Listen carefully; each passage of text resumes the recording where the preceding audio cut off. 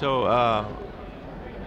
Yaron, I'd like to ask you your views on the media and whether they're doing the job they're supposed to do. My first question is, do they examine the reasoning that supports the public policy that they advocate? And do they go even a little bit further? Do they reveal the contradictions that are in our politicians' thinking?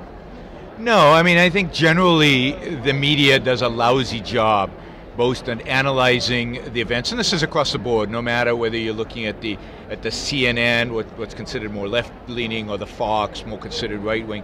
They become preaching to the choir, defending particular positions. There's very little analysis. There's very little thinking going on. A lot of yelling.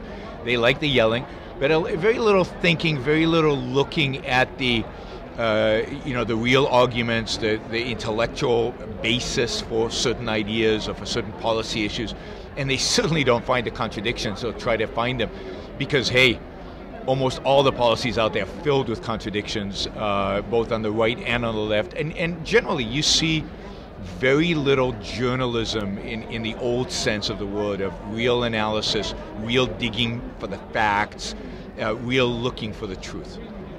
Don't we need these journalists to do a better job if we want our society to work better and the government to work? I mean, aren't they supposed to be there to examine the thinking and sort out the falsehoods from the truths? And they're doing such a poor job, and that we can blame them in great part for the bad policies and the bad situation we're in.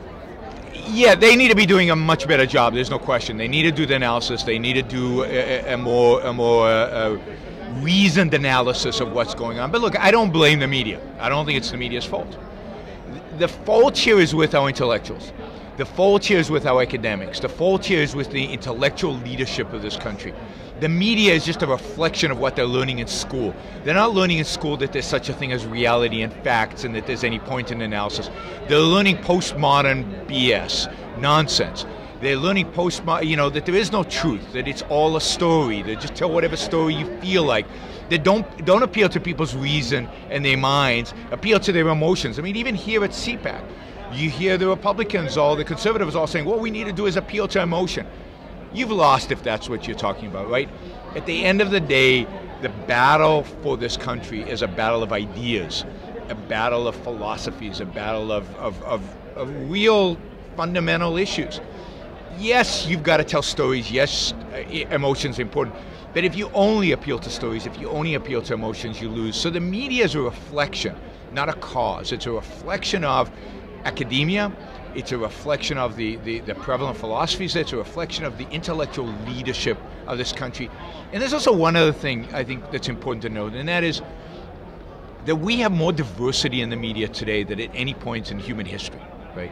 Because of the internet, everybody can be a blogger, anybody can be a podcaster, anybody can, the Huffington Post didn't exist just a few years ago, so you've got left, right, center, radical left, radical right, everything in between.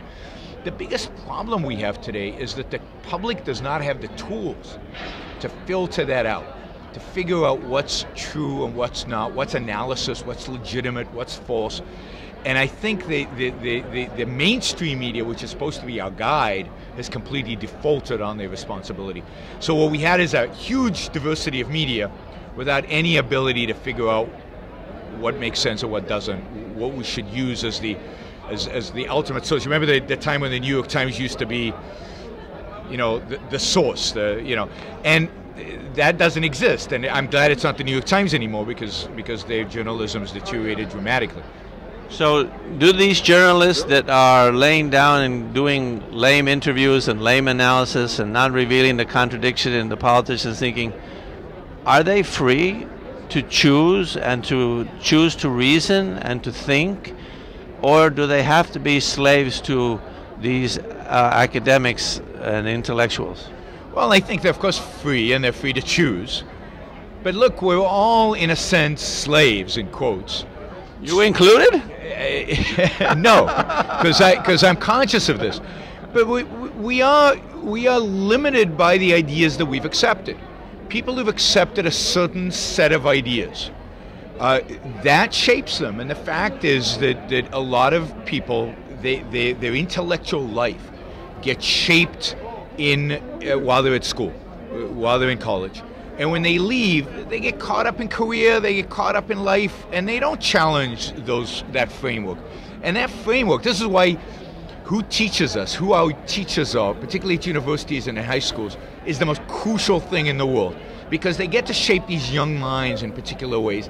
It's very hard. They have free will, they can change, they have a choice, but it's very hard for them to break out of those molds that they are being set with by the academic. And then who do they turn to in terms of looking for the truth? Who are their role models, or who are the people who have alternative views to the views their professors taught them? There's very few voices out there.